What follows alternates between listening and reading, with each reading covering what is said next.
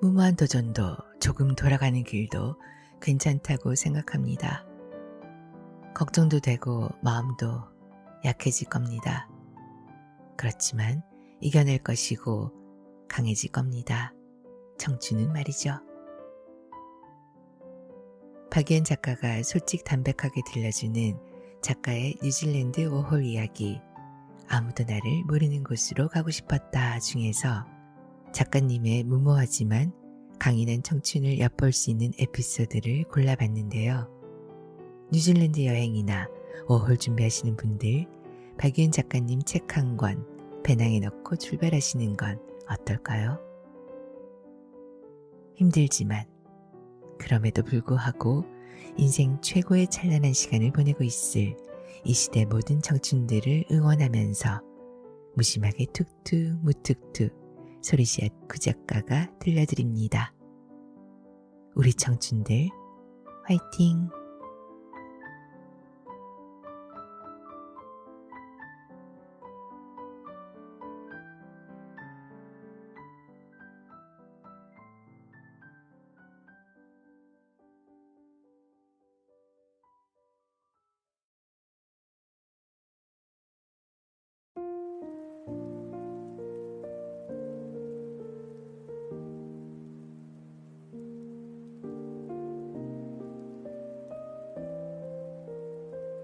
뉴질랜드 워킹 홀리데이 어느 백패커의 수기 아무도 나를 모르는 곳으로 가고 싶었다. 글 사진 박유현 하모니북 출판사. 내일도 아침 해는 뜬다.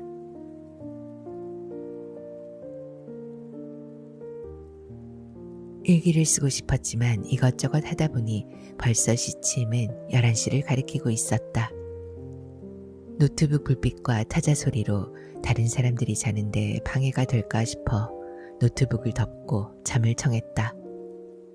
눈을 감았지만 쉽사리 잠에 드는 것이 어려웠다. 내일은 무엇을 해야 할지, 지역을 이동해야 하는지 아니면 계획대로 밀고 나갈 것인지 아직 이틀밖에 되지 않았지만 많은 생각들이 뇌리를 스쳐 지나갔다. 룸메이트들은 인도인 한 명과 체코인 한 명인데 인도인은 회계사로 4년 동안 뉴질랜드에 거주했고 해밀턴에 잠시 출장을 온 상태라고 했다. 아침 일찍 나가 저녁 늦게 들어와서 대화를 나눌 기회가 별로 없었지만 일자리를 찾을 거라면 퀸즈타운으로 가라는 고마운 충고를 해주신 분이었다. 그리고 다른 한 명은 체코인이었다. 한국 나이로 25, 나보다 한 살 형이었지만 친구 같은 느낌이 들었다. 1년 좀 넘게 뉴질랜드에서 워킹홀리데이 비자로 있으면서 그는 하우스키핑, 우프, 농장 등지에서 일을 하며 여행을 다녔고 3일 뒤에 고국으로 떠난다고 말했다. 처음 이 친구가 방으로 들어왔을 때 자기 몸보다 큰 가방을 메고 들어오는데 긴 머리와 수북한 수염 사이로 환히 웃는 그의 모습에서 숙련된 여행자의 여유가 느껴졌다. 나도 과연 1년이 지나면 저렇게 자연스러운 여행자의 느낌이 날까? 뉴질랜드에 온 지 이틀째. 마치 내가 꿈에 그리던 모습을 마주한 느낌이었다. 실로 이틀간 많은 고민을 했다.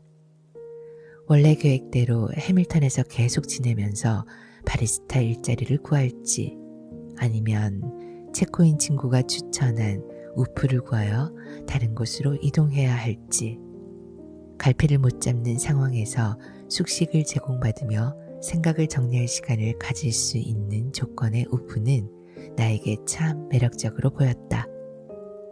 현지인 가정과 살아가며 새로운 경험을 해보는 것도 나쁘지 않았고 카페 일은 현지 생활에 적응하지 못했을 뿐더러 영어도 잘 들리지 않는 상태에서 무리가 아닐까 싶었다. 그래서 할 수 있다면 우프를 해보기로 결정하고 $40를 주고 현지 우프 사이트에 가입했다. 먼저 다른 우퍼들의 프로필을 참조해서 나를 어필할 수 있는 자기소개서를 간단히 만들었다. 하지만 막상 쓰려고 하니 마땅히 쓸 내용이 없었다. 농장과 관련된 일을 해본 기억은 군 생활 때 대민 지원을 나가서 비닐하우스 철거 작업을 한 것뿐. 이리저리 머리를 굴려 쓰다 보니 A4 용지 반 정도 분량이 나왔다. 그마저도 글씨 크기를 크게 해서 늘린 것이었다. 우프 사이트에는 사람을 구하는 공고가 많이 올라와 있었고 해밀턴과 가까운 10곳에 프로필을 보냈다. 경험도 별로 없고 영어 실력도 엉망인 나를 누가 고용해주겠냐마는 나는 희망을 품고 기다리기로 했다. 모르겐 이스트 나흐 아인탁. 내일도 아침 해가 뜰 것이다. 독일의 격언 중 하나이다. 군생활 당시 생활관 화장실에서 볼일을 볼 때 유성매직으로 이 문구를 문에다 적어놨었다. 가끔씩 이 문구를 볼 때면 힘들었던 이병, 일병 시절 나름대로 위로를 받기도 했었다. 저녁 후 이 글귀가 잠시 잊혀진 듯 했으나 이국 땅에서 홀로 시간을 보내니 불안한 탓일까? 글귀가 다시 생각났다. 내일의 해는 나에게 또 다른 길을 인도할 것이라며 그렇게 글귀는 침대에 누워있는 나에게 다시금 조그마한 안식을 주는 듯했다. 느낌이 오는 순간을 놓치면 안 된다. 후회하기 때문이다. 이 방향이 틀린 것 같다면 새로운 길로 걸어가야 한다. 조금 우회하더라도 결국 힘을 내면 목적지에 다다를 것이기 때문이다.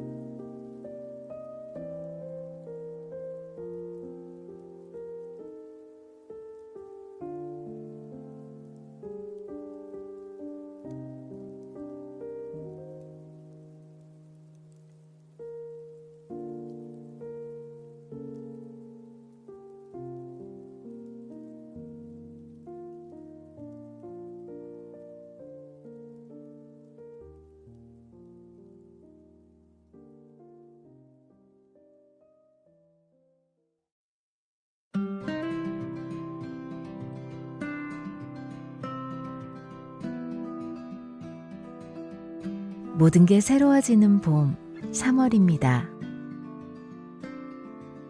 여행 좋아하세요? 어디론가 훌쩍 떠나고 싶으신가요? 여행을 꿈꾸는 분들을 위해 오늘 도도의 작은 서재에서는 여행 에세이 한 권을 소개해 드리려고 합니다. 독립출판사 하모니북에서 출판된 아무도 나를 모르는 곳으로 가고 싶었다. 이 책은 뉴질랜드로 워킹홀리데이를 떠난 박유연 작가가 낯선 땅에서 진짜 자신을 마주하게 되는 청춘의 시간을 기록한 여행 에세이입니다. 누군가 그러더군요. 돌아올 곳이 있어서 우린 떠날 수 있다고.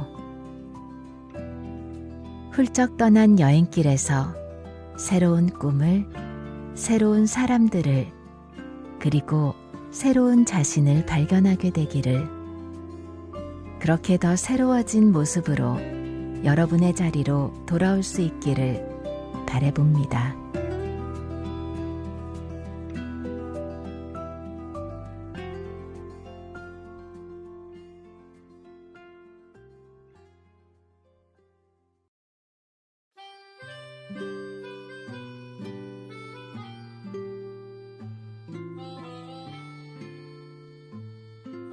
완행버스가 적응될 즈음.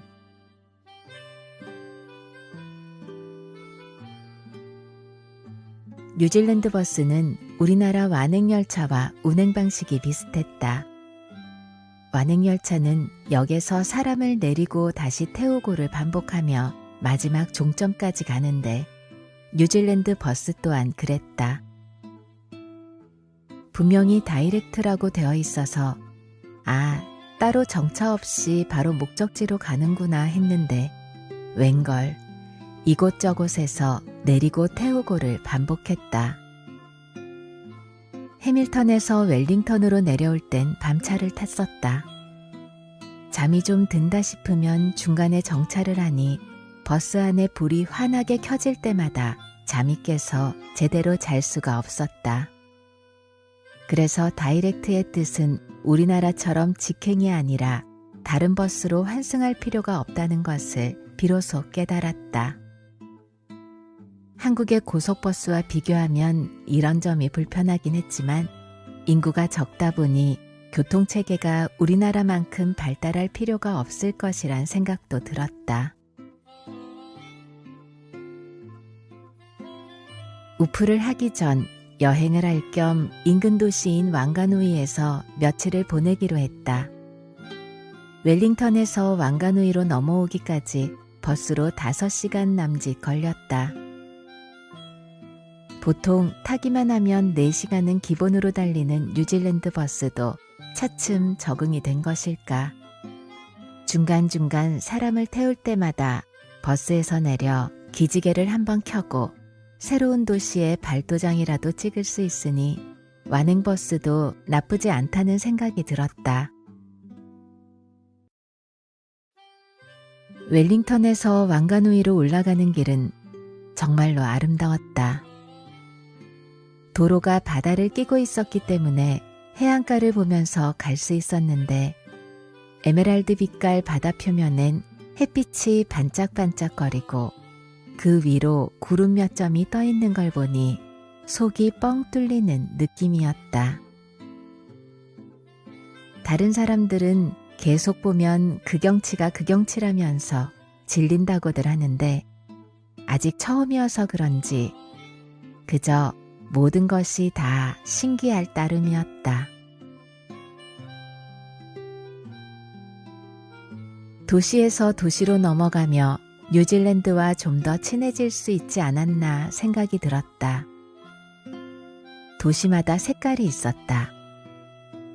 남섬으로 넘어가는 관문 역할을 하는 수도인 웰링턴이 항구가 발달되어 있고 관광객과 유동인구가 많았다면 오클랜드로 가는 관문 역할을 하는 해밀턴은 화물 차량의 이동이 많아서 창고가 많았다. 왕가누이는 훨씬 더 조용한 뉴질랜드의 느낌이 강하게 들었다. 외국인이 거의 없는 듯하고 도시긴 하지만 그 규모가 웰링턴에 비해 작게 느껴졌다. 특히 왕가누이는 강과 바다가 만나는 지점에 있기 때문에 강에선 카누와 보트를 타고 수영하는 사람들을 많이 볼 수 있었다. 예약해둔 숙소에서 하루를 묵고 미리 봐두었던 캐슬 클리프라는 왕가누이 명소를 갔다. 숙소에서 바다까지의 거리는 걸어서 가기엔 짧은 거리는 아니었지만 하도 걸어서 그런지 왕복 20km쯤은 아무것도 아니었기에 아침 일찍 숙소를 나섰다. 바다에 도착해서 깜짝 놀란 것은 모래사장이 노랑빛이 아닌 검은빛이었다는 것. 곱디고 온 까만 모래사장은 하늘에서 까만 눈이 내려 쌓인 듯 눈앞에 기다랗게 펼쳐져 있었다. 모래사장에 어지러이 널려져 있는 통나무 하나에 걸터 앉아 들고 온 맥주를 마셨다. 저 멀리 보이는 수평선과 넘실거리는 파도를 바라보니 나도 모르게 상념에 잠겼다. 정착하고 일을 해도 모자랄 판에 나는 이곳에서 도대체 무엇을 하는 것일까? 아름다운 이 바다를 내가 다시 볼 수 있을까? 멀리 보면 삶은 유한한 것인데 그 안에서 그리 치열하게 살 필요가 있을까? 혼자 보기 아까운 아름다운 광경을 다른 사람들과 나누고 싶기도 했다. 한국에서 1만 킬로미터 정도 떨어진 어느 낯선 바다에서 아주 익숙한 것 마냥 맥주를 마시고 있는 내가 참 우습게도 느껴졌다. 나라는 사람을 아무도 모르는 이 땅에서 어쩌면 나는 그토록 갈망하던 자유를 그 자리에서 조금은 느꼈는지도 모른다. 저 멀리 홀로 기다란 발자국을 남기며 걸어가는 여인의 뒷모습이 아름답게 느껴졌다.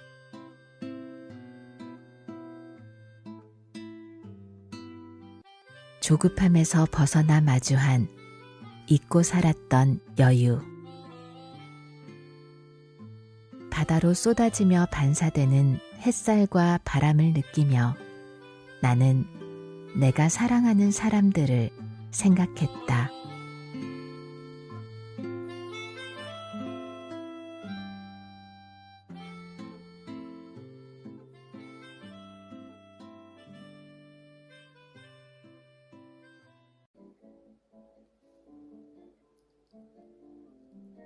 안녕하세요. 소리씨앗의 송말금입니다. 봄의 시작을 알리는 3월. 여기 박유현 작가님이 뉴질랜드 여행을 하면서 겪은 여러 경험을 바탕으로 출판사 하모니북에서 펴낸 아무도 나를 모르는 곳으로 가고 싶었다 입니다. 그중 여러 내용 중에서 지붕이 있다는 건을 들려드리겠습니다.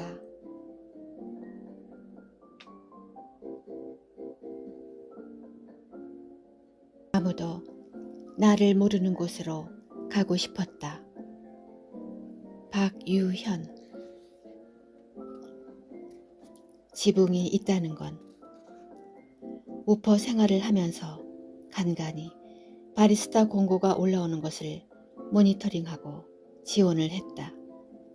그중 오클랜드 데본포트에 위치한 카페로부터 인터뷰를 보러 오라는 연락을 받았다. 우퍼 생활도 어느새 3주차로 접어들었고 계약 없이 있는 것도 실리라 생각했기에 나는 아네트에게 며칠 후 떠나겠다는 말을 전했다. 그렇게 나는 정들었던 아네트와 제프의 집을 떠나 여행길에 오르게 되었다. 다시 혼자가 되었다.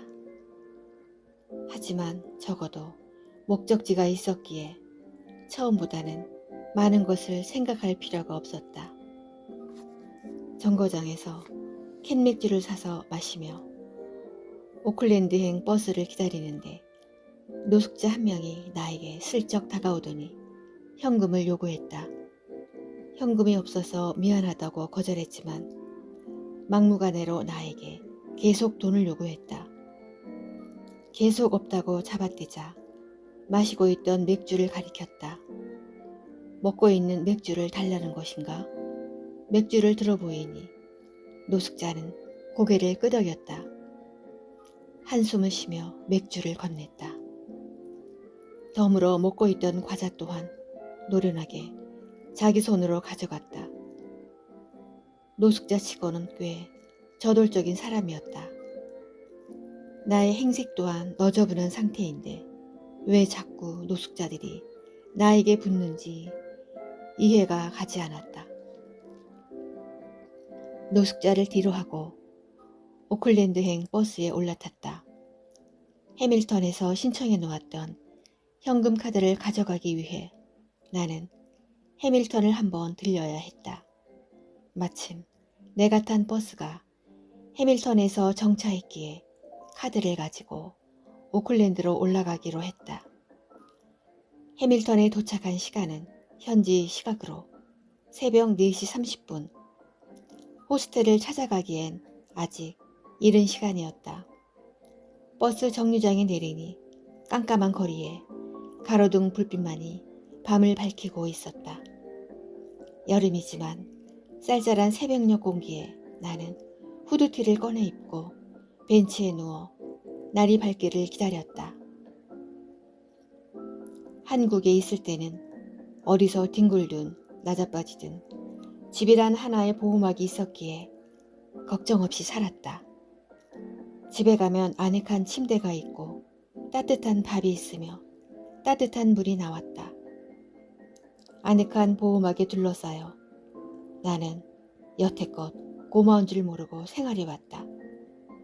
밥 먹으라고 잔소리하시는 엄마가 싫고 귀찮아서 일부러 들은 채도 안 하고 방구석에 박혀 있었다. 그랬던 내가 이제는 하루 끼니를 걱정하며 하루하루를 살아가고 있다. 물병엔 물이 얼마나 남았고 다음 여행지까지 이 물이 충분한지, 비상시에 먹을 먹거리는 있는지, 맥도날드에서 먹다 남은 햄버거를 가방에 싸고 리필이 되는 음료를 양껏 마시는 것도 모자라 내 물통에 담는 저급한 짓도 행하고 있다. 가방을 길바닥에 아무렇게나 내팽개치고 베개 삼아 들어눕는 것은 일상이 되었다. 지붕이 없으니 밤하늘의 별을 자주 보게 되고, 지붕이 없으니 하루의 온도를 온몸으로 느끼며 시시때때로 옷을 갈아입게 된다.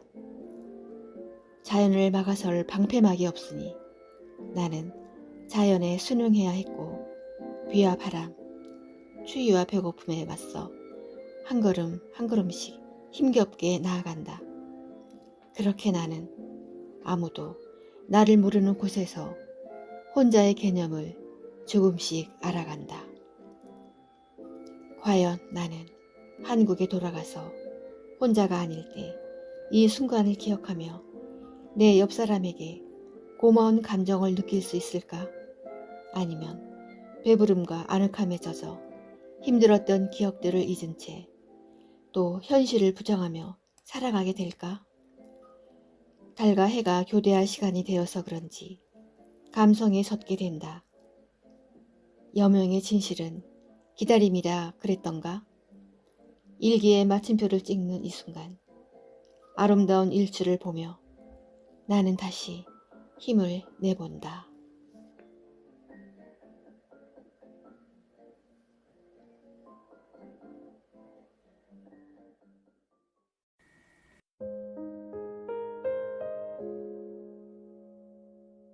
안녕하세요.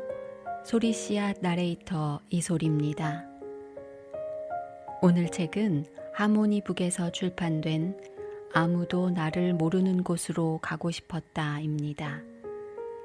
이 책의 부제는 뉴질랜드 워킹홀리데이 어느 백패커의 수기입니다. 작가 박유현님은 군대를 마치고 뉴질랜드로 워킹홀리데이를 떠납니다. 이렇게 떠난 워킹홀리데이가 인생의 전환점이 되었다고 합니다. 혼자 낯선 외국 땅에서 숨을 겨를도 없이 생존을 위해 도전했고, 자신과 치열하게 싸우면서도 사람들에게 먼저 다가가 조금씩 자신을 개방했더니 부정적인 틀에 얽매여 있던 스스로가 변하게 되었답니다. 이 변화는 혼자서 이루어낸 것이 아니라 진심으로 나를 아끼고 사랑해주는 사람들 속에서 나 자신을 찾아갈 수 있었다고 말합니다. 워킹홀리데이를 준비하는 청춘들에게 작가의 경험이 도움이 되길 바라며 함께 응원합니다. 제가 읽을 부분은 제2장에 있는 다시 오클랜드입니다. 다시 돌아온 오클랜드에서 작가에겐 어떤 일들이 있었을까요? 아무도 나를 모르는 곳으로 가고 싶었다. 박유현. 하늘을 찌를 듯한 고층 빌딩과 바쁘게 거리를 걷는 수많은 인파들. 오클랜드 시내 분위기는 흡사 명동거리와 비슷했다. 어느덧 자연 속에서 느리게 흘러가는 삶에 적응한 나는 한풀 기가 꺾인 채로 신기한 반, 두려운 반으로 오클랜드 거리를 거닐었다. 한국어로 말하는 사람들이 내 옆을 스쳐 지나갈 때마다 이곳이 뉴질랜드가 맞나 의문이 들었다. 중국인 관광객 수에 비하면 그 수가 그리 많은 것 같진 않지만 한국어 간판을 단 가게와 음식점들을 보니 왠지 모르게 빨리 이곳을 벗어나고픈 생각이 들었다. 인터뷰를 보기로 한 카페는 시티에서 페리를 타야만 갈 수 있는 데본포트에 있었다. 만일 데본포트 또한 이곳과 상황이 별반 다르지 않다면 나는 오클랜드를 떠나리라 생각하며 불안한 마음을 안고 생애 처음으로 페리를 탔다. 페리는 관광의 용도는 물론 사람들이 출퇴근하는 데에도 요긴하게 이용되고 있었다. 시원하게 바다 바람을 가르며 점점 멀어지는 오클랜드 시티를 뒤로 한 채 페리는 앞으로 나아갔다. 데본포트의 첫인상은 그리 나쁘지 않았다. 아니, 내가 이때까지 가본 곳 중에 가장 느낌이 좋았다. 가장 먼저 나를 반긴 것은 무지개였다. 분수대에서 흩날리는 물방울에 반사된 햇빛이 무지개를 그려내며 뒤로는 아기자기한 시내가, 옆으론 해변을 끼고 길게 산책로가 나 있었다. 바다를 가운데에 끼고 어떻게 이렇게 시티와 다를 수 있을까 생각하며 나는 먼저 인터뷰를 보기로 한 카페에 가보기로 했다. 카페로 향하는 길, 아름다운 시내의 거리를 걸으며 정말 이곳에서 일할 수 있다면 그간 했던 모든 걱정들이 싹 다 없어질 것만 같은 느낌이 들었다. 그만큼 도시는 아름다웠고 내 마음에 쏙 들었다. 긴장된 마음으로 카페에 들어갔다. 내가 일을 하게 될지도 모르는 카페와의 첫 조우였다.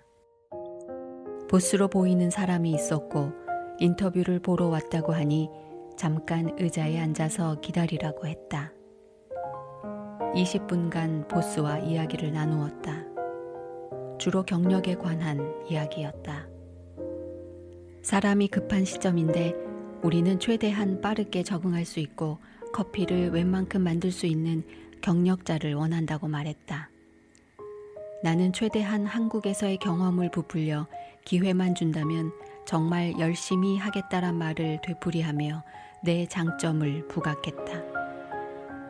한국에서 바리스타 일자리를 구하기 위해 준비를 했던 터라 나에게 있어선 이번이 나를 시험해 볼 수 있는 절호의 기회였고 놓치고 싶지 않았다. 보스는 얼마간 생각하더니 이틀 후에 트라이얼을 한번 해보며 생각해보자 라고 말했다. 숙소가 있는 시티로 돌아가는 길, 발걸음이 한결 가벼웠다. 또다시 지역 이동을 한다면 그만큼 시간과 돈을 버려야 했기 때문에 오클랜드 시티가 싫었던 나로선 한적하고 비교적 조용한 데본포트를 발견한 것이 천만다행이었다. 식당은 관광객들과 현지 사람들로 붐비긴 했지만 발 놓을 공간도 없었던 시티와 비교하면 그것은 아무것도 아니었다. 사람들은 웃고 있었고 인터뷰를 무사히 마친 나도 한결 마음의 여유가 생겨서인지 주위 것들이 한층 더 아름다워 보였다. 본능적으로 나는 이곳을 원하고 있었던 것인지도 몰랐다. 카페에서 산 커피를 들고 벤치에 앉아 잠시 쉬고 있었는데 옆으로 할머니 한 분이 앉으시더니 불쑥 말을 건네셨다. 날씨 정말 좋지, 젊은이? 아, 네. 정말 좋은 것 같아요. 자네는 1년에 몇 번 없는 날씨 좋은 날 이 동네를 찾은 거야. 보통 오클랜드는 비가 많이 오고 흐리지. 나도 오랜만에 이런 하늘을 보는 것 같네. 아름다운 동네야, 그렇지? 벤치에 앉아 할머니와 이런저런 이야기를 나누었다. 한국에서 여기에 오기까지의 배경을 말씀드렸더니 데본포트에 아주 잘 왔다면서 나를 반겨주셨다. 자신의 아들이 한국에서 영어를 가르쳤다는 등 한국에 대해서 꽤 많이 아시는 듯 했다. 어르신이 아는 한국의 모습과 내가 생각하는 한국의 모습이 많이 달랐지만 굳이 나의 생각을 피력하진 않았다. 할머니는 나에게 꼭 카페에서 일하게 되길 빈다며 응원해 주셨다. 그리고 다음에 기회가 되면 자신에게 맛있는 커피를 대접해 달라는 말도 덧붙였다. 다시 페리를 타고 시티에 있는 숙소로 돌아가는 길. 뉴질랜드에 와서 지금껏 한 번도 생각해 본 적 없는 정착에 대해서 진지하게 고민해 보았다. 지난 한 달 동안 이 핑계 저 핑계로 도시와 시골을 넘나들며 유랑했던 나. 숙소에 짐을 놔두고 다니면서 행여나 잃어버리면 어떡하지 고민을 한 것이 한두 번이 아니었다. 어쩌면 이런 좋은 곳으로 나를 인도하게끔 만든 것은 하늘의 뜻이 아닐까라고 생각해 보았다. 그렇게 점점 멀어지는 데본포트를 바라보며 나는 속으로 다짐했다. 그래, 무슨 일이 있어도 저곳에 정착을 할 것이다. 무슨 일이 있어도.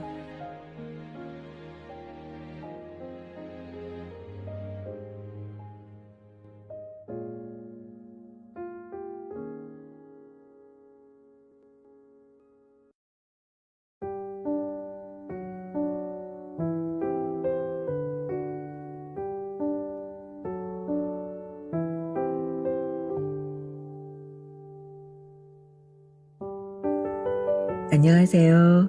마음책방의 책방지기 원디입니다. 오늘 여러분과 함께 나누고 싶은 이야기는 하모니북에서 출판한 여행 에세이인데요. 아무도 나를 모르는 곳으로 가고 싶었다. 이 책에 담긴 글 중 하나입니다. 우리는 흔히 상황이 좋아져야 희망이 생긴다고 생각하잖아요.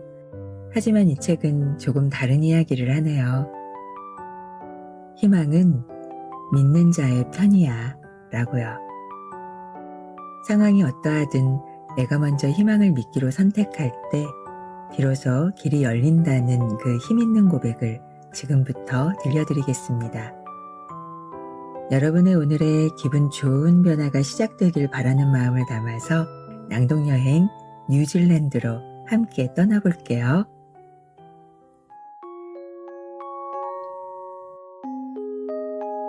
희망은 믿는 자의 편이야. 오클랜드, 정확하게 오클랜드에 있는 데본포드에 온 지 어느덧 10일이 되었다. 그렇게 원하던 지붕을 얻게 되었으나 하나의 고민을 해결하면 또다시 새로운 걱정거리가 생기는 것이 인간의 숙명인 걸까? 뉴질랜드 생활은 그야말로 산 넘어 산이었다. 일주일 동안 나는 트라이얼에 임하며 부족한 점들을 스스로 확인할 수 있었다. 한국에서 4개월 동안 카페 아르바이트를 했고 이 정도면 충분하겠지란 나의 아니란 생각은 트라이얼 첫날 산산조각 나버렸다. 뉴질랜드에서 바리스타로 일하는 것은 한국과 많이 달랐다. 손님들 입맛대로 주문하는 경우가 많아서 손님이 원하는 것을 알아들으려면 영어 실력이 어느 정도 뒷받침되어야 하는 것이 기본이었다. 바리스타 또한 하나의 직업으로서 경력이 중요했고 단순히 커피를 만드는 것이 아니라 맛있게 만들어야 했다.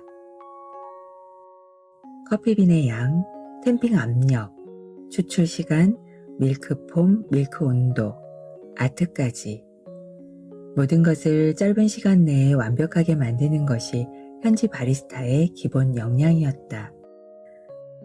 물밀듯이 밀려오는 주문에 나는 허둥대며 당황스러움을 금치 못했다. 내가 이해한 주문과 손님이 원하는 주문이 맞지 않아서 음료가 잘못 나가는 경우도 있었고 잔에 커피를 여러 개 나르다 보니 들고 가다가 음료를 쏟아버리기도 했다. 나는 상황을 타개하고자 발버둥 쳤다.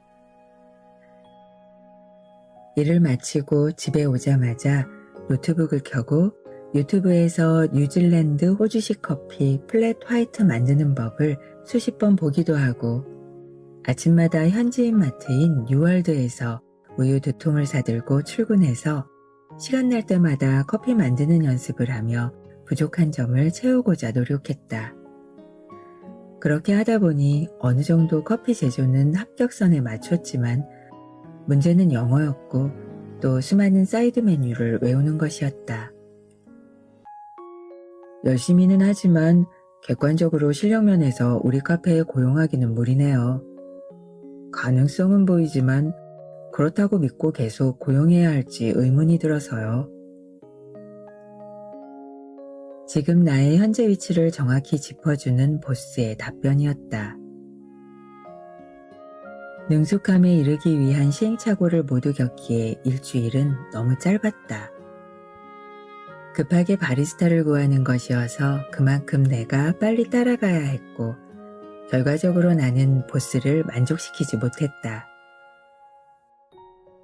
만약 여유가 있는 카페였다면 말이 달라졌을 수도 있겠지만 이곳은 바쁜 와중에도 침착함을 잃지 않고 최고의 커피를 만들 수 있는 숙련된 바리스타가 필요했다.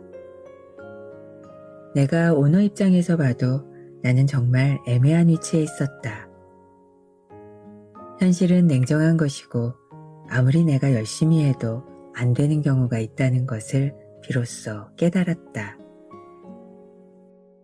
나름대로 최선을 다했고 열의도 보였기 때문에 후회는 없었다.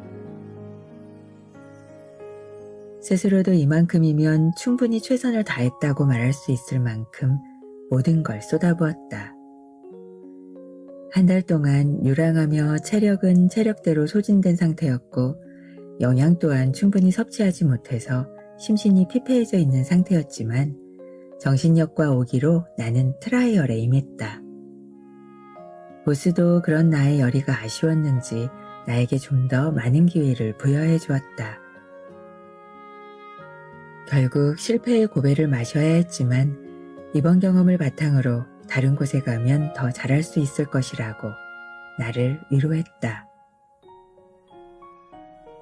영화 반지의 제왕 두 개의 탑에서 로한 제국은 피할 수 없는 전쟁을 치르게 된다. 그리고 전쟁이 시작되기 전 아라곤이 두려움에 떨고 있는 소년병사를 격려하며 이 말을 한다.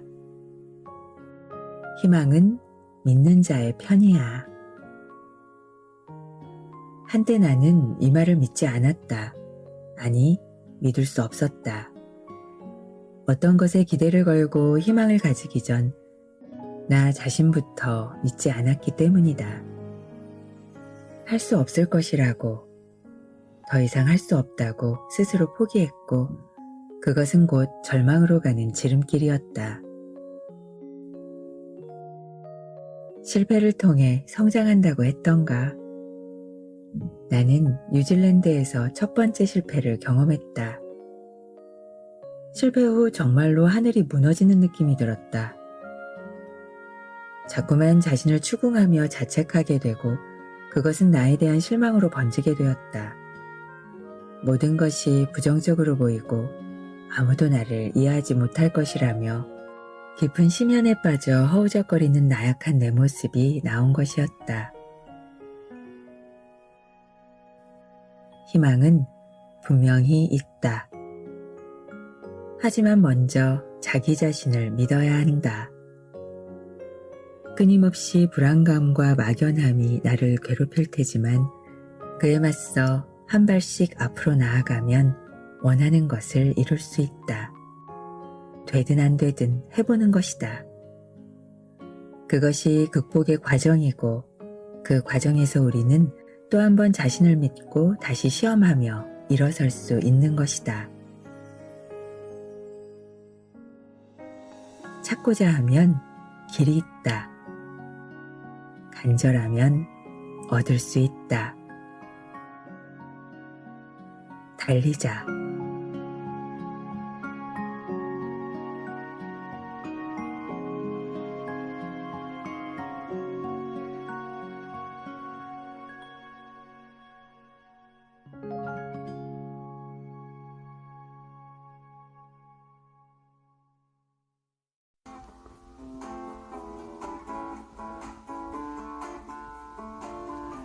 소리씨앗 청취자 여러분, 안녕하세요.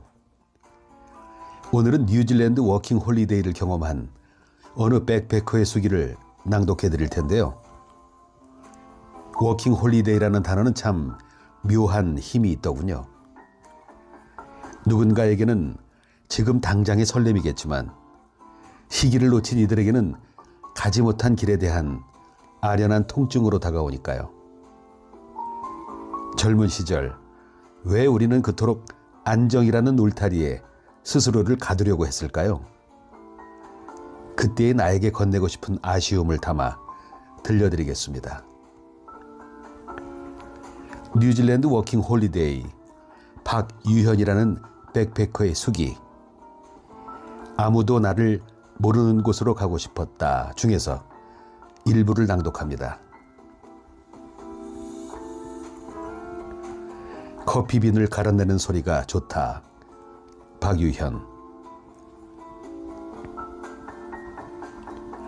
바쁜 나날의 연속이긴 했지만 뉴질랜드에서 바리스타로 일하는 것은 흥미로운 일이었다. 바리스타가 단순히 커피 만드는 일만 한다고 생각한다면 큰 실수이다. 손님이 끊임없이 몰려오는 바쁜 가게가 아닌 이상 뉴질랜드에서 바리스타는 보통 커피뿐만 아니라 주문을 받고 서빙까지 도맡아 해야 되기 때문에 이를 완벽하게 해내기 위해선 자신이 일하는 카페의 메뉴, 음식을 모두 꿰뚫고 있어야 한다. 내가 시에라 카페에서 모든 것을 완벽하게 익히기까지 걸린 시간은 트라이얼 기간을 포함해 2달.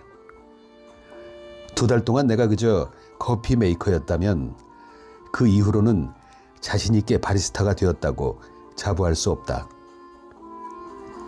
처음에 나를 가장 당황하게 한 것은 커피 주문이었다. 설탕이나 시럽 추가 혹은 샷 추가하는 게 대부분인 우리나라와는 달리 나는 알레르기가 있어서 시나몬을 못 먹으니 초콜릿 파우더로 토핑해줘 와 같이 손님의 취향에 따라 주문도 제각각 달랐다. 우유도 가게마다 다르지만 기본으로 3가지 종류가 있었기 때문에 주문이 동시에 여러 개가 들어오면 그만큼 정신을 바짝 차리고 손을 바쁘게 움직여야 했다. 가장 나를 당혹스럽게 만들었던 주문은 아몬드 드라이 카푸치노 3 슈거 초콜릿 온 탑이었다. 이 주문을 해석하면 아몬드는 아몬드 우유를 뜻하고 드라이는 우유 없이 거품만을 넣는 것을 의미한다. 그리고 3스푼의 설탕과 초콜릿 파우더를 토핑으로 얻는 것이다. 요리를 만드는 것도 아니고 카푸치노 하나 만드는데 이렇게 신경을 많이 써야 하나 싶을 정도로 뉴질랜드 사람들은 커피에 대한 애정이 깊었다. 처음엔 주문이 밀려 초조했었지만 적으면 2kg, 많게는 6kg까지 하루에 커피를 수백 잔씩 만들며 점점 일에 익숙해져 갔다. 그러면서 단골 손님과도 자연스럽게 친해질 수 있었다. 줄 서 있는 단골 손님에게 윙크를 한번 날려주고 주문을 확인하지 않고도 미리 커피를 만들어 주었다. 그러면 손님은 의미심장하게 웃으며 커피를 받아들고 계산대에서 계산만 하면 되는 것이었다. 일종의 요령이었지만 때로는 요령이 시간을 절약해주는 의미에서 그리고 단골 손님과 유대관계를 돈독히 한다는 의미에서 그리 나쁜 것만은 아니었다. 커피 머신을 사이에 두고 이야기를 나누는 것도 재미가 쏠쏠했다. 오늘은 날씨가 어떻다니 우리 집 개들을 데리고 어디를 가볼까 하는데 어디가 좋을 것 같다니. 심지어는 북한에 관한 것부터 시작해서 마약에 관한 것까지 이야기하는 손님도 있었다. 김정은 그 사람 진짜 못된 사람이야 팍. 네가 볼 땐 그 사람 어떻게 생각해? 그럴 때면 나는 그저 I don't know로 웃어넘기곤 했다. 카페에서 손님들과 이야기를 하는 것은 곧 뉴질랜드의 문화를 알아가는 것이었고 그만큼 실생활에서 영어를 많이 사용하면서 영어 실력도 나날이 늘어갔다. 그리고 손님들이 커피가 맛있다고 한마디씩 해주는 날이면 그날은 바리스타인 나에게 완벽한 날이 되었다. 새벽 6시. 꼭두 새벽부터 일어나 자전거를 타고 가는 것이 힘에 부친다. 하지만 이른 시간부터 가게 앞에서 커피를 기다리고 있는 사람들이 인사를 건넬 때면 고단함이 사라진다. 잠이 덜 깬 새벽에 정막을 깨는 그라인더 소리. 동시에 그날의 첫 번째 에스프레소가 23초간 흘러나오며 진한 커피 내음이 카페에 조금씩 퍼져간다. 그렇게 그라인더는 오늘도 바리스타의 하루를 열고 있다.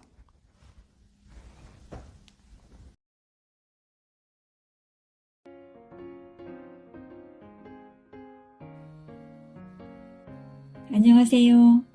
소리씨앗의 크래미입니다. 오늘 소개드릴 글은 박유연 작가님의 뉴질랜드 워킹 홀리데이가 가져다준 여행의 과정을 담은 기록입니다. 작가님은 삶의 터닝포인트가 된 이 기록에 독자들을 조용히 초대하고 있는데요. 그 중에서 소중한 한 편의 글을 골라봤습니다. 글 제목은 사람은 사람으로부터입니다. 그런 것 같아요. 사람은 결국 사람에게 이뤄받습니다. 그러면 이 여운으로 글을 읽어보도록 하겠습니다.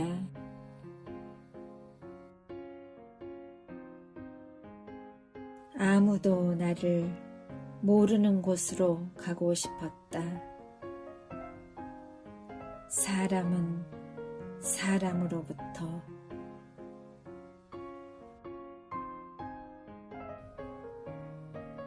토니의 거센 손이 나의 손을 꽉 쥐었다. 언제라도 도움이 필요하면 연락을 하라며 토니는 마지막으로 바닥의 한기를 막아줄 텐트용 매트를 우리에게 선물해 주었다.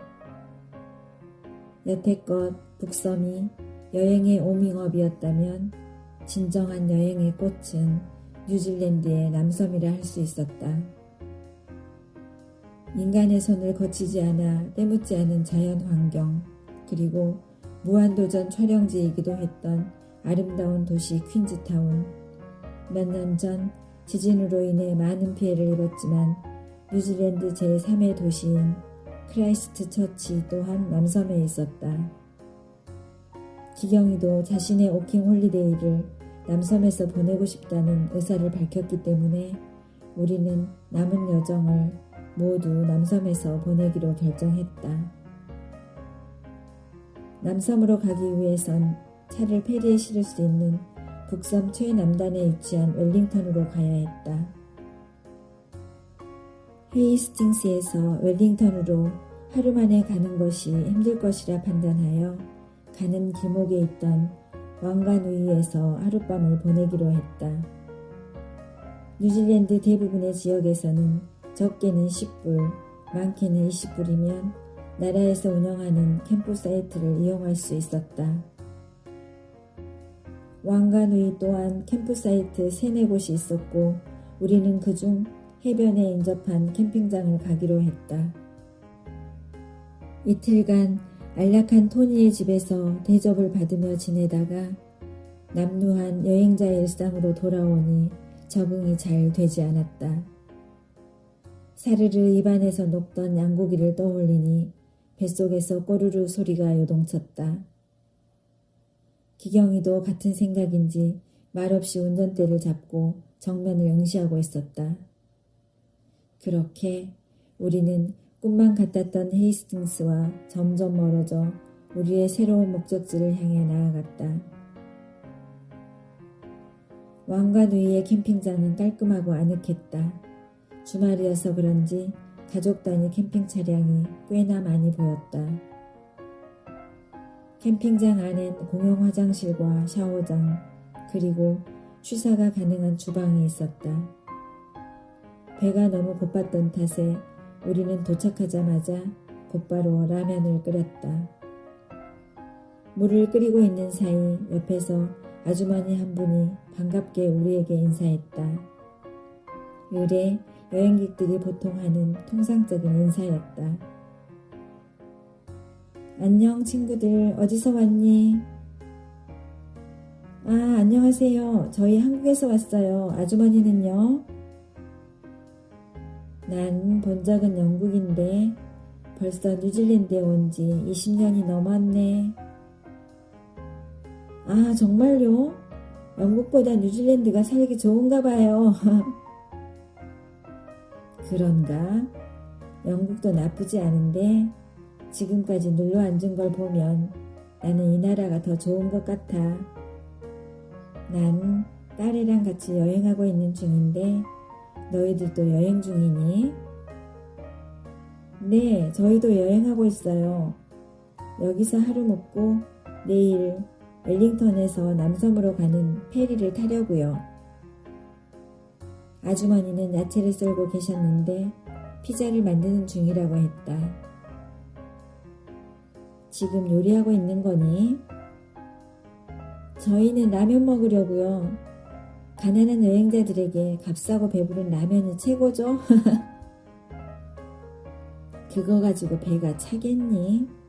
오븐에 피자 구워 놓을 건데 우리는 다 못 먹을 것 같으니 나중에 배고프면 와서 먹으렴. 알겠지?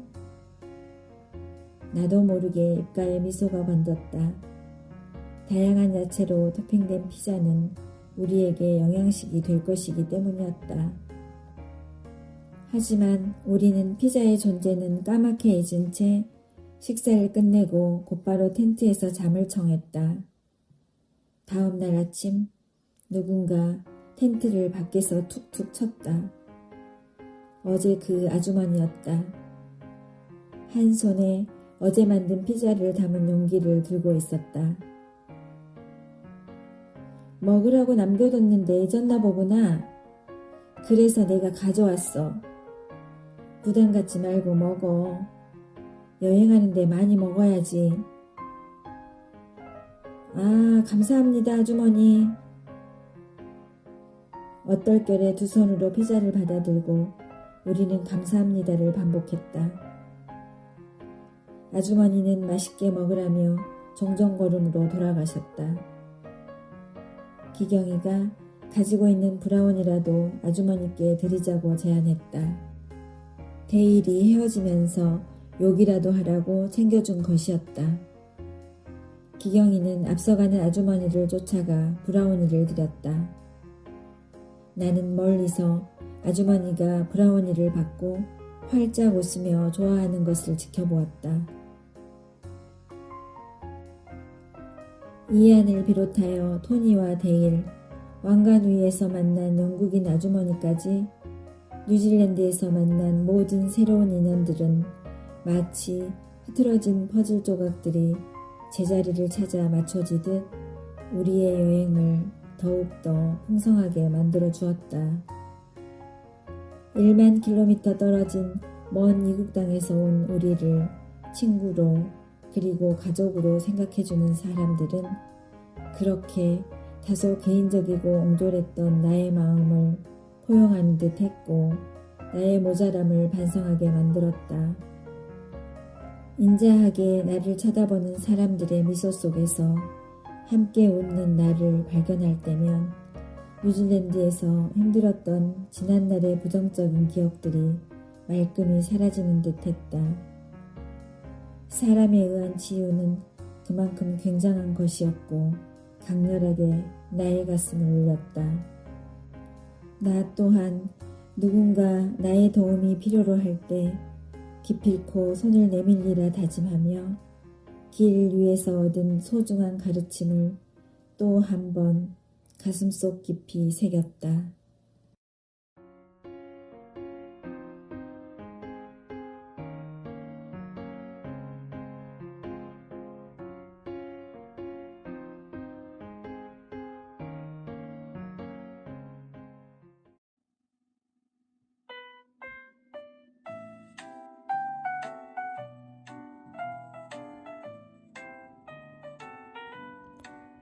안녕하세요. 소리씨앗의 낭낭입니다.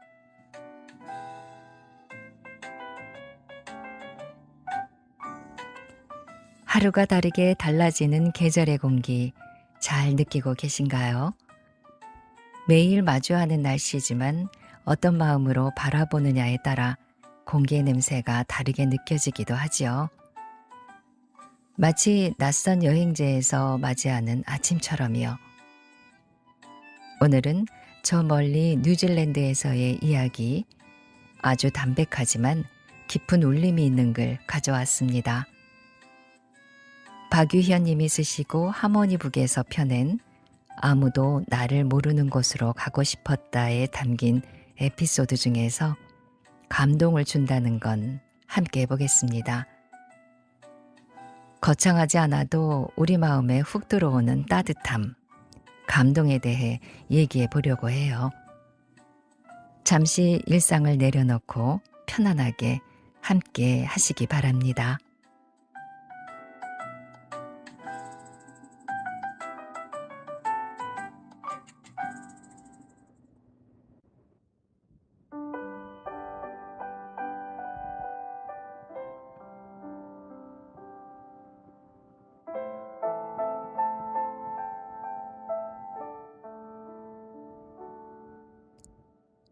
아무도 나를 모르는 곳으로 가고 싶었다.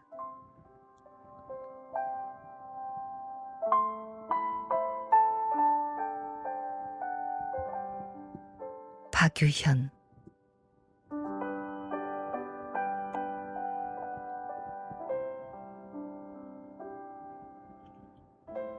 감동을 준다는 건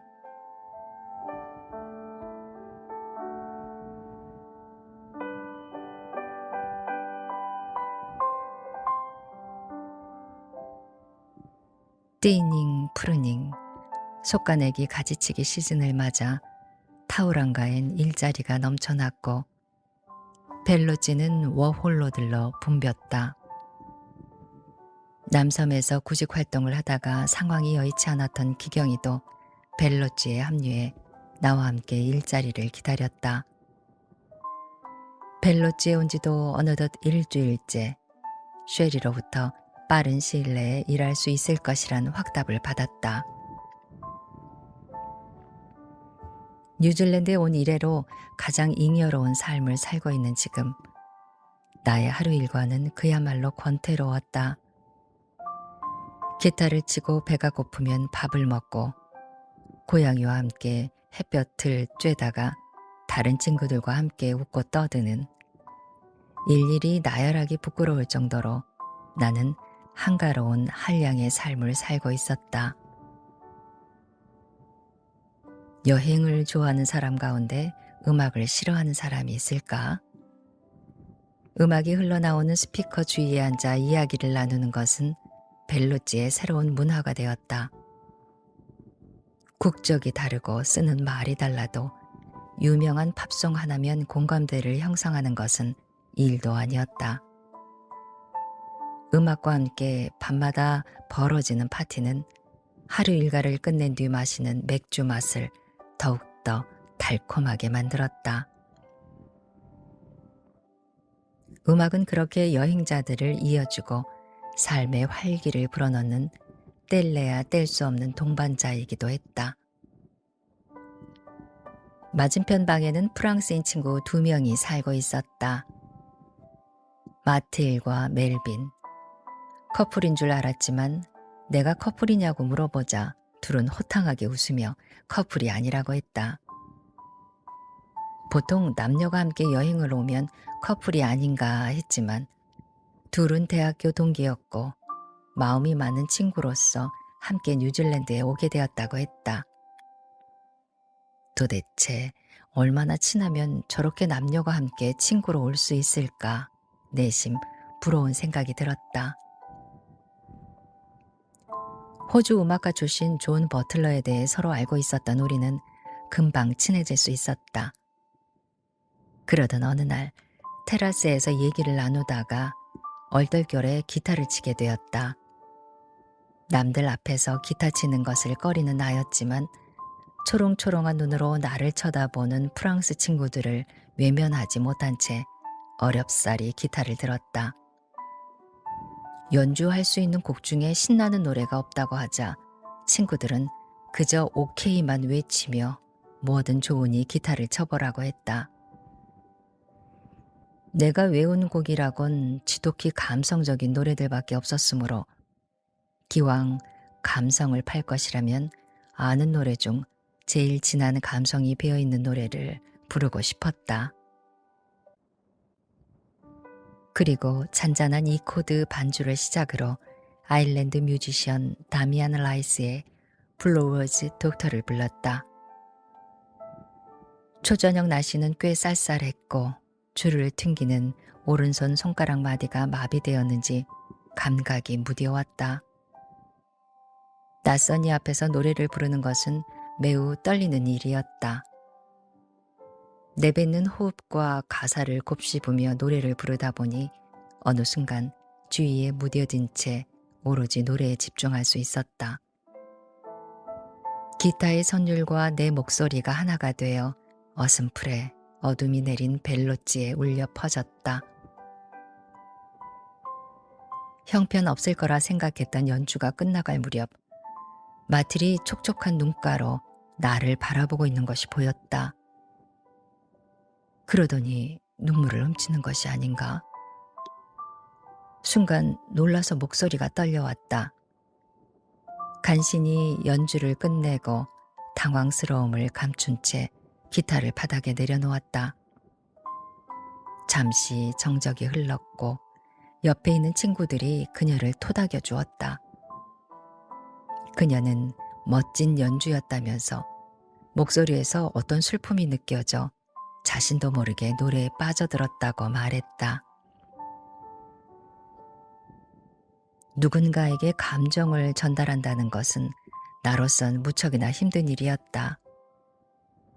다른 이들이 만들어낸 노래나 책, 영화를 통해 감동받기에 능했지 감동을 주는 것은 나와 거리가 먼 일이었다. 고마우면 고맙다, 미안하면 미안하다라고 말하는 것이 나에게 가장 어려운 일 중 하나였고 감정을 표현하는 방법으로 항상 편지나 글 같은 간접적인 수단을 택했다. 기타를 치는 것 또한 내 감정을 발산하는 또 다른 출구인 것일까? 어떤 수단을 이용해 감정을 전달한다는 점에서 나는 진정한 겁쟁이일지도 몰랐다. 4년 전 동서울 터미널 지하상가에서 버스킹을 한답시고 친구 승원이와 함께 이 노래를 불렀었다. 당시 우리는 상가 사람들로부터 쫓겨나 자리를 떠나야만 했다. 집에서 기타를 치며 노래를 부를 때도 마찬가지였다. 항상 시끄럽다. 밖에 벤치에 나가서 쳐라. 너는 하루 종일 기타만 붙잡고 있냐는 등 어머니의 핀잔을 듣기 일쑤였다. 물론 그 당시 연주의 개념은 단지 코드에 맞춰 기타줄을 튕기고 가사를 읊조리는 것이었지만 지금 와서 생각해보면 지나온 시간 속 나의 경험과 아픔, 수많은 감정들이 목소리에 무언가를 조금씩 더해가고 있던 것인지도 몰랐다. 밤새 연주를 들을 수 있겠다는 친구들의 말을 듣고 나는 속으로 정말로 감사했지만 역시나 쭈뼛쭈뼛 감사한 마음을 그대로 전하지 못했다. 누군가에게 감동을 준다는 것, 그리고 그로부터 그들에게 감사하고 있는 나를 발견하는 것. 자주 마주할 수 있는 장면은 아니지만 이러한 순간이 삶에 있어서 또 다른 행복이 될 수 있다는 것을 다시 한번 느꼈다. 진정한 겁쟁이를 알아봐준 마틸에게 다시 한번 고마운 마음을 전하며 음악에 대한 열정만큼은 식지 않으리라 다짐해 본다.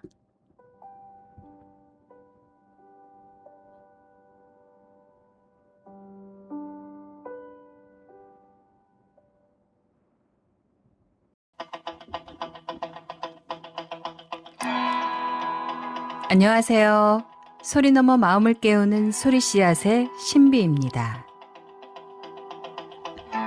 누구의 기대도, 누구의 시선도, 누구의 평가도 닿지 않는 곳으로 그냥 가버리고 싶은 순간 있으셨나요? 새로운 삶과 도전이라는 단어를 떠올리게 하는 뉴질랜드 워킹 홀리데이 여행 에세이. 아무도 나를 모르는 곳으로 가고 싶었다. 독립출판사 하모니북에서 출판하고 박유연 작가가 써낸 글입니다. 아무도 나를 모르는 곳에서 진짜 나를 찾아가는 이야기. 그럼 함께 출발해 보실까요?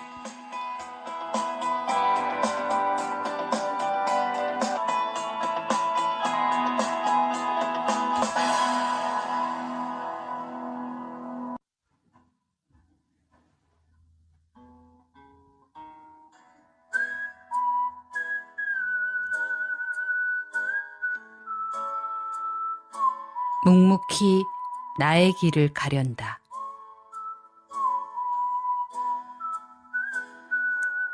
일을 끝내고 오래간만에 노트북을 켜보았다. 메일함을 확인해 보니 뉴질랜드 이민성에서 메일이 한 통 날아와 있었다. 어느덧 뉴질랜드에 온 지도 벌써 10개월째. 내용은 비자가 만료되어 가니 내년 2월 3일 전에는 출국을 해야 한다고 말하고 있었다. 1년을 채울 거라 생각지도 못했던 워킹홀리데이가 어느덧 1년을 향해 달려가고 있었던 것이다. 2개월이 남은 상황에서 나의 고민은 자연스럽게 진로에 대한 고민으로 이어졌다. 워킹홀리데이가 끝난 후 나는 이제 무엇을 해야 할까? 직업에 귀천이 없는 뉴질랜드, 그리고 그리 치열하지 않은 사회와 만족스러운 삶의 질. 뉴질랜드에서 경험한 문화는 나에게 한국 사회에 대한 반감을 심어주었다. 솔직히 한국으로 돌아가는 것이 두려웠다. 내가 좋아하는 것을 찾은 이상 다시 대학교로 돌아가 원치 않는 공부를 하고 싶지 않았다. 물론 전공을 들으며 내가 원하는 영상 공부를 병행할 수도 있었지만 나는 그에 앞서 그럴 만한 능력이 있을지 스스로 회의를 느꼈다. 급기야 회피의 일환으로 호주 워킹홀리데이에 대해 알아보기 시작했다. 호주에 가서 시간적인 여유를 가지고 생각해보자는 계획이었다. 호주에 가본 적이 있다고 했던 백스를 떠올렸다. 영국에서 온 백스는 여행 자금을 마련하기 위해 함께 폴른밀에서 일하는 나의 동료였다. 여성임에도 불구하고 힘든 일을 마다하지 않는 그녀는 시원시원한 성격으로 팀장을 자처해 우리를 대변해주는 역할을 하기도 했다. 나는 그녀의 방으로 찾아갔다. 마침 백스는 테라스에 나와 담배를 피우고 있었다. 내가 우물쭈물하자 백스가 먼저 나를 반기며 물었다. 헤이 팍, 뭔데? 일에 관한 거야? 아니, 너 호주 간 적 있었잖아. 호주 어땠어? 뉴질랜드 비자가 이제 거의 끝나가서 호주 워킹홀리데이를 가보려고 생각 중이거든. 백스는 자신이 경험했던 호주에 대해 친절하게 말해주었다. 뉴질랜드보다 조금은 개인적인 사람들. 하지만 대륙이 넓은 만큼 볼 것도 많고 여행할 곳도 많다고 그녀는 말했다. 그리고 시급이 높아서 일을 하면 돈을 많이 벌 수 있을 것이란 말도 덧붙였다. 그런데 호주는 왜 가려고 하는 거야? 한국으로 돌아간다고 하지 않았어? 실은 마음의 준비가 되지 않았는지 한국으로 돌아가는 것이 두려워. 하고 싶은 것은 있지만 그 분야엔 이미 재능 있는 사람들로 넘쳐났거든. 시작도 늦은데 치열한 사회에서 내가 과연 그것을 해낼 수 있을지 잘 모르겠어. 그래서 좀 더 생각할 수 있는 여유를 가져보려고 호주에 갈 생각을 하고 있어. 잠자코 듣고 있던 백스는 나에게 그녀의 이야기를 들려주었다. 팍, 그거 알아? 호주에 처음 도착했을 땐 어떻게 해야 할지 몰랐었어. 아는 사람도 없고. 일을 구하는 게 힘들어서 혼자 많이 울곤 했었지. 근데 어쩌다 보니 호주에서 1년, 이제 뉴질랜드에서 1년이 다 되어가네? 어쨌든 난 호주에서 여행하며 사람들 만나고 이야기 나누고 하는 게 너무 좋았어. 지금은 비록 일하고 있지만 조금 있으면 일을 끝내고 또다시 자유롭게 여행할 거라는 생각에 난 너무 행복해. 팍, 넌 이미 뉴질랜드에서 10개월 있었잖아. 왜 뉴질랜드로 온지 나는 잘 모르지만 너는 이미 무엇을 해야 할지 잘 알고 있어. 가슴이 정말 그걸 원한다면 그냥 원하는 대로 내버려둬. 호주 정말 좋은 나라지. 하지만 네가 하고 싶은 건 따로 있었잖아. 그걸 해, 팍. 사람은 자기가 하고 싶은 걸 할 때 가장 행복하다고 생각해. 한국 사회가 아무리 치열하다고 해도 네가 정말 원한다면 그런 게 뭐 소용있겠어. 세상엔 아직 자기가 하고 싶은 걸 모른 채로 살아가는 사람도 있고 하고 싶지만 못하는 사람들이 얼마나 많은데. 그렇게 생각하면 우리는 이미 행복한 사람일지도 몰라. 백스의 말은 송곳처럼 내 머릿속을 파고들었다. 그 어떤 반박도 대꾸도 할 수 없었다. 그저 나 자신이 부끄러웠다. 줄곧 생각해왔지만 스스로 확신이 없어서 감히 입 밖으로 꺼낼 수 없었던 말들. 백스는 자신에 대한 확고한 믿음이 있었기에 나에게도 그런 말을 할 수 있는 것이었다. 이 핑계 저 핑계로 해낼 수 없을 거란 나에 대한 불신은 결국 호주라는 또 다른 회피로 이어졌던 것이다. 여행이 끝난 후 오클랜드에서 영상을 만들던 때를 생각했다. 기경이와 함께 찍은 영상으로 짤막한 영상을 만들었는데 작업을 하는 동안 시간 가는 줄 모르고 편집을 했었다. 장면 하나하나에 의미를 부여하고 이야기를 만들어가는 과정은 정말 흥미로운 일이었다. SNS에 올린 영상은 지인들에게 호평을 얻기도 했다. 사람들에게 힘이 되는 영상을 만들겠다던 나의 꿈. 가능성은 나 스스로 만들어가는 것이라고 다짐하지 않았던가? 나에게 필요한 것은 나의 길을 가는 것. 이것저것 따지지 않고 그저 나의 길을 묵묵히 걸어가면 되는 것. 그뿐이었다.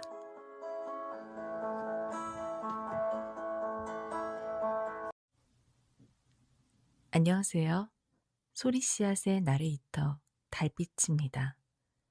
낯선 뉴질랜드에서 워킹 홀리데이를 하면서 느낀 점을 담담하게 담아낸 박유연 작가의 여행 에세이 아무도 나를 모르는 곳으로 가고 싶었다 중에서 오늘 제가 낭독할 부분입니다.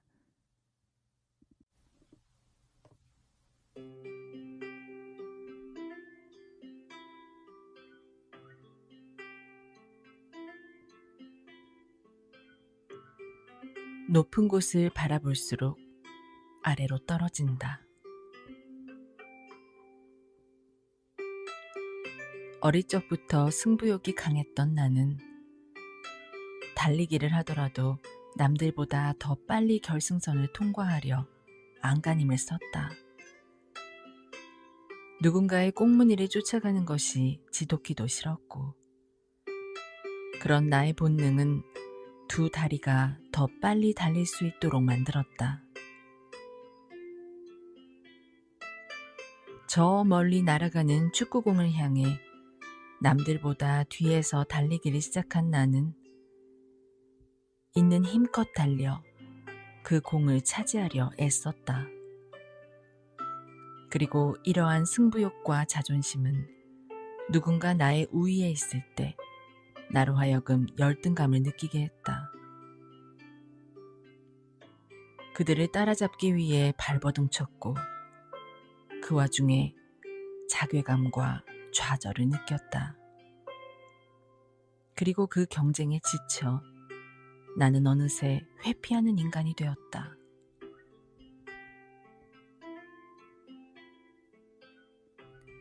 이러한 경향은 사랑에도 적용되었다. 나는 있는 그대로의 모습으로 다가가지 못했다. 스스로가 뒤처진다고 생각했고 또한 어떤 면에선 우월하다고 생각했다. 그것은 진정한 사랑이 아니었다.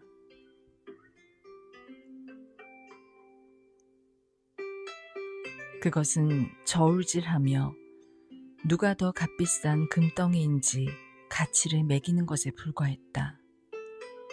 외모가 어떻든 돈이 적든 많든 똑똑하건 멍청하건 중요한 것은 그 사람에게 표면적으로 비치는 나의 모습이 아니었다.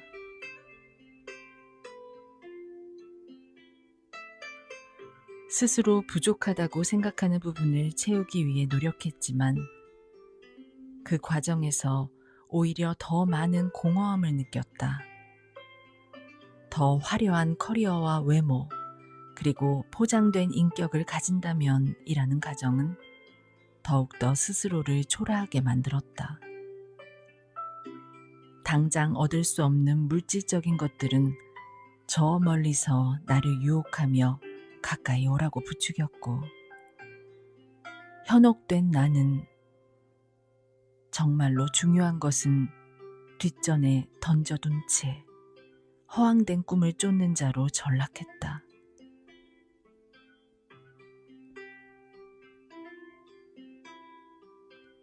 어떻게 보면 피어나는 욕망 속에서 그저 흘러가는 대로 나를 내버려 둔다면 좀 더 그 굴레에서 쉽게 벗어날 수 있지 않을까. 계획 없이 그저 새로움에 대한 순수한 동경과 낭만을 가지고 있던 그때 그 시절, 나는 사소한 것으로부터 많은 영감을 얻었었다.